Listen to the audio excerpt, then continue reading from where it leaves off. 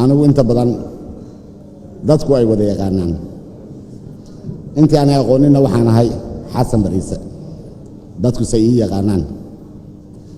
cismaan xasan wehliye laakiin waa magacii caadiga ahaa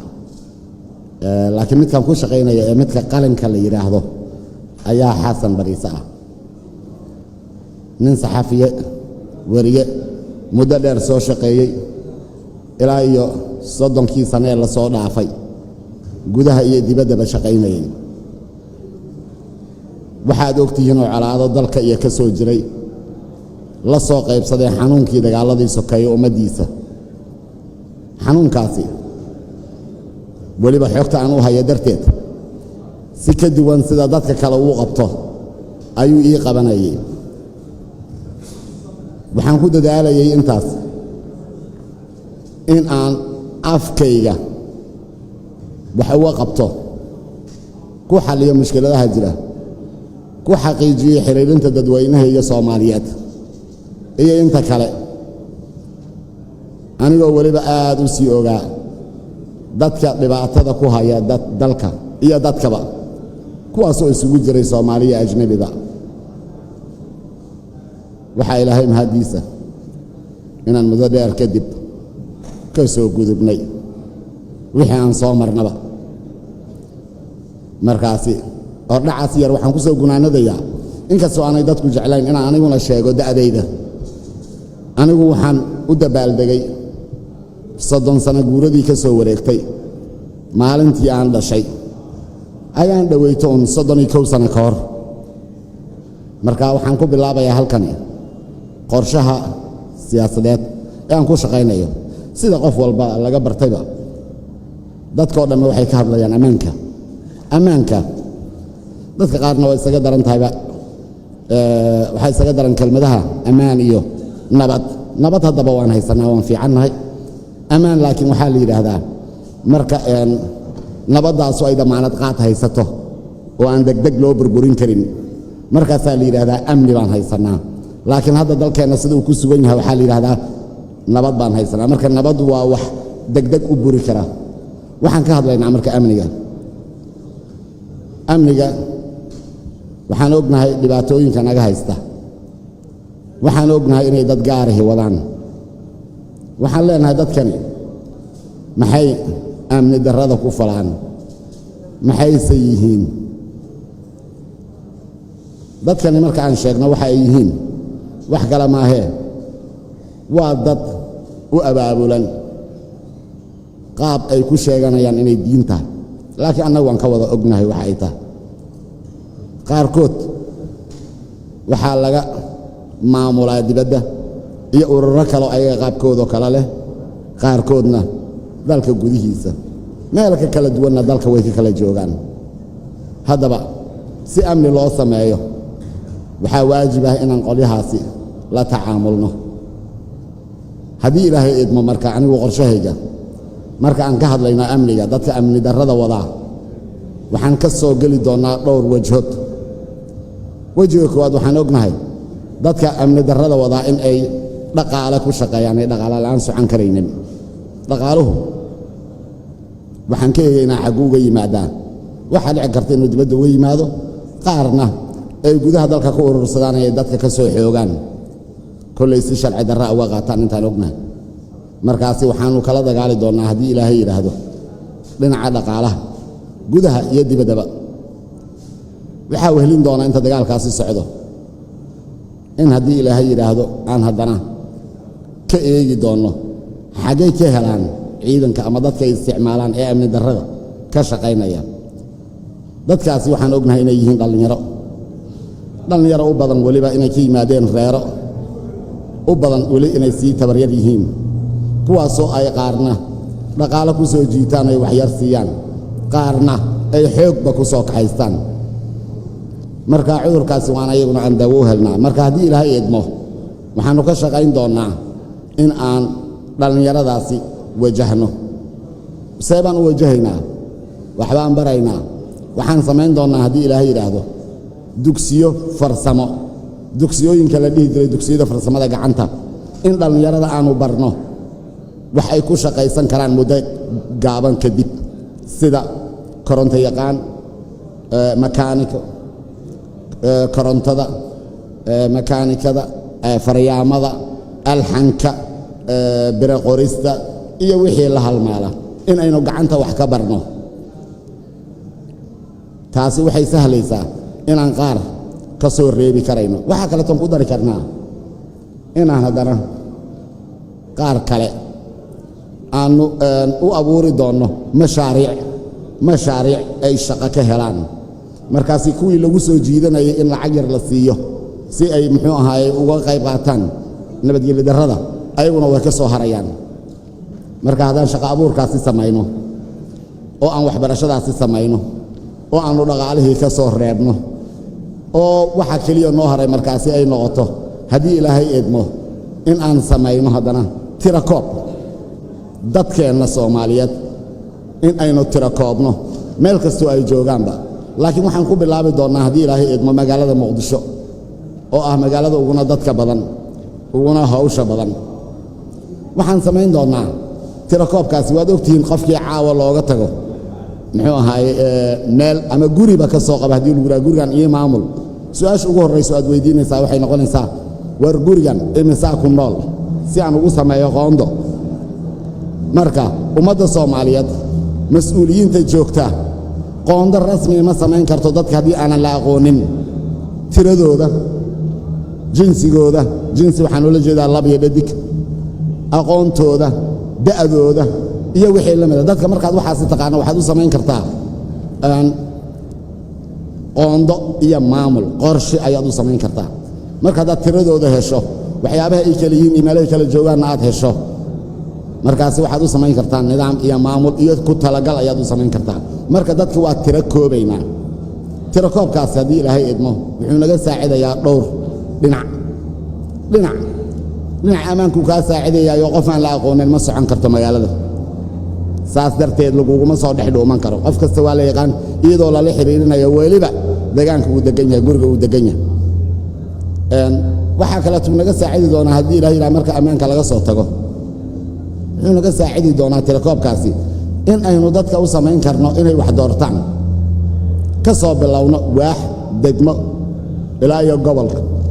dadku in qof walba uu codkiisa la baxo si uu u doorto mas'uulkii hogaamin lahaa barrito taasi waxay fududaynaysaa waxa ilaa iyo hadda lagu soo fashilmay ee ahayd in la gaaro qof iyo cod taasina wixii ka horreeyey xorriyadda kadib ilaa iyo intii u dhexaysay markii xukunka militariga ahay uu dalka qabsaday qof iyo cod waan lahaan jirnay iyadoo aynan welibana lahayn tirakoob rasmiya laakiin hadda waxaynu samayn doonaa tirakoob rasmiya annagoo adeegsan doono farsamada casriga ah ee aanan la kari karaynin in muxuu ahaaye la been abuuro oo qofka laba jeer la tiriyo si aanna ku suurtagelaynin intaasay naga saacidaysaa maadaama waqti ugu yaryahay waan soo koobkoobayaa waxaan samaynayaa haddana dhinaca dhaqaalaha haddii ilaahay yidhaah hawl kastoo la qabanayo sida amnigaas dhaqaalaha caafimaadka waxbarashada waxaa la doonayaa insha allahuna aan u samayn doonaa wax la yidhaahdo siyaasad ku wajahan nooc kasta waxbarashada siyaasaddeeda caafimaadka siyaasaddiisa dhaqaalaha siyaasaddiisa mid kasta siyaasad baan u samaynaynaa kadibna waxaan u samaynaynaa hab lagu hirgeliyo ama strategy aan u isticmaalno hirgelinteeda ama maalmarinteeda haddii ilaahay idmo marka dhinaca dhaqaalaha Soomaaliya waxay ka mid tahay waddamadii ay ahayd inay ayagu adduunka kale tabarteer ama saboolka ay gargaaraan ma ahayn marna in Soomaaliya ay gacan doogsato ay dad barido nasiib darro way dhacday hadda haddii ilaahay idmo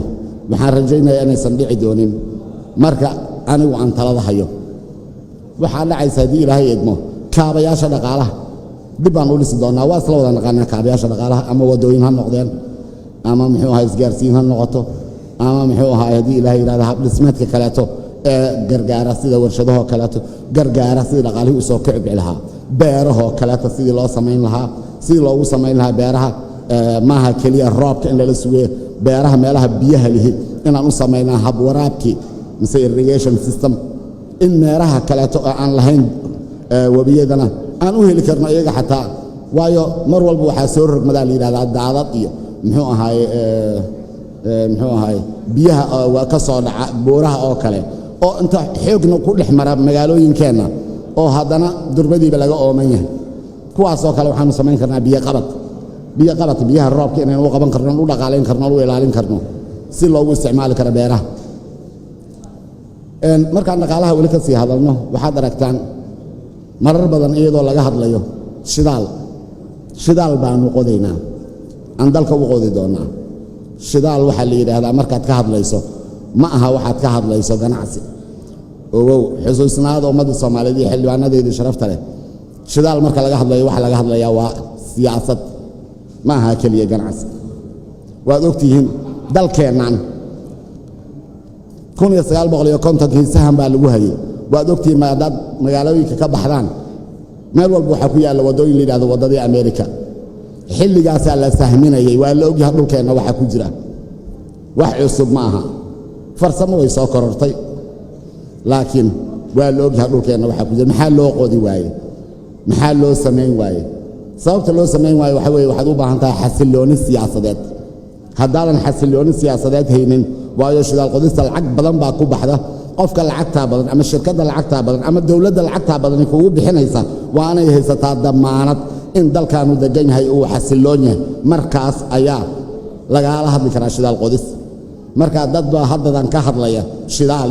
iyo war maa laga hadlo marka hore inaynu dalkeenna dejinno inaynu qaab u yeelno aan gaari karno heer aan ka hadalno oy sugan tahay in si nabad uu isku bedeli karo nidaamka siyaasiga ah ee Soomaaliyeed oo laga baxo khalkhal siyaasadeed inaanu marnaba dhici karin si aanu u dhici karin marka waxaan u baahan doonaa inaan dastuurka dhamaystirno inaan maxkamadihii samayno tii dastuuriga ahayd ugu weyntaa oo aan ognahay ilaa iyo muddo in la samayn waayo dastuurkana la dhamaystir waayo maxkamadihii dastuuriga ahna la samayn waayo adeegii garsoorka ogaada hogaamiyaal badan ayaa haddana waxay xilku ku waayeen mar walba si aan dastuurka waafaqsanayn ayagoo hortaagnaa maxkamadii dastuuriga ahayd ee difaaci lahayd saas darteed ayaguna haddii ilaahay eegmo waan dhammaystiri doonaa dhinaca garsoorka ogaada haddii la waayo garsoorka wanaagsan haddii la waayo macnaheedu xataa amniga ma fiicnaanayo oo qaybta ugu weyn ee amniga waa sarraynta sharciga haddaan la saramarin waxba noo shaqayn maayaan saas darteed aan ku soo noqdee haddii ilaahay eegmo waqtigaa kugu yar baa leeyahay dhaqaalihii waxaan ku soo xijinayaa in aan leenahay badda sidaasi u dheerna in laga heli kara 600 kun oo metrik tan sanadkii oo kalluun ah iyadoo aan deegaanka wax la yeelin laakiin shidaal halkii litir waxa weeyaan $1 celcelis ahaan laakiin halkii kiilo kalluun ahi waa $5 waliba dalka dhexdiisa isagoo aan waxna kaaga baahnayna soo baxsasho ka raba oo kaliya kalluunkaasi haddaba